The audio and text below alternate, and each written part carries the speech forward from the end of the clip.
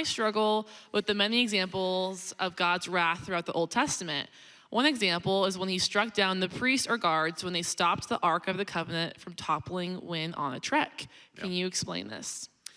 Okay, let me tell the story for those who may not know the story.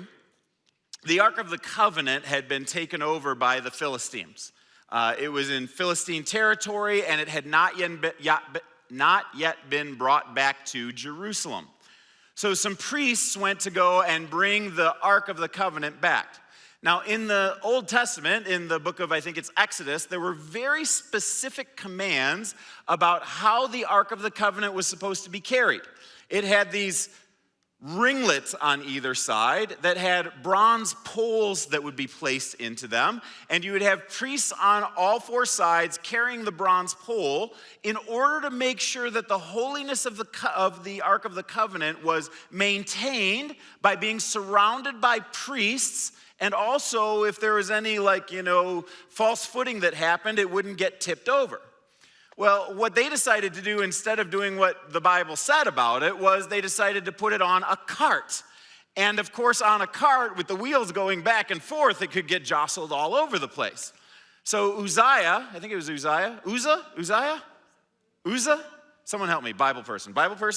Uzzah. Okay, so Uzzah Uzziah was a king. Yeah, Uzzah was the priest. He's walking alongside of it, and all of a sudden the cart gets tippy. Okay, so they're disobeying God. The Ark of the Covenant represents the holiness of God. A guy who knows better is standing right next to the Ark of the Covenant, disobeying God. He puts up his hand, and bang, he gets zapped by the Ark of the Covenant. Now you go, that sounds harsh.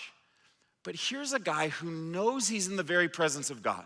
He has all of the laws, and he's disobeying God like right to his face while the presence of God is right next to him.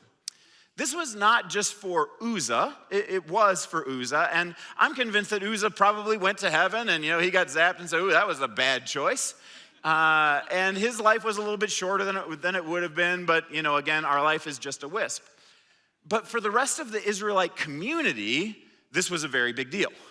It taught them a huge lesson, and that is, don't mess with the holiness of God. When the holiness of God is in your presence, you don't disobey him. You don't obey halfway. You don't do stupid things that you know God doesn't want you to do. God's holiness should not be trifled with. So they stopped the procession at that point, and they said, okay, let's do things right. And from that point forward, they said, we're not only going to carry it by the bronze poles, but we're going to offer a sacrifice to God. Take 7 steps, offer another sacrifice to God. Take 7 steps. So let me ask you this. Once they did that, do you think this molded their theology about the holiness of God? You better believe it did. It impacted the whole community.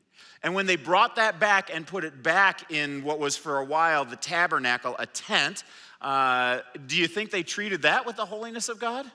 You better believe they did. So sometimes God will use the example of a single person in order to transform a whole community. And this was the idea with Uzzah in this particular example. And I'm convinced that for Uzzah, it was a bad oops moment that didn't make a difference in eternity. But for everybody else, it changed their culture and drew them closer to God and made them stand in awe of God and not do things in a way that was trivial.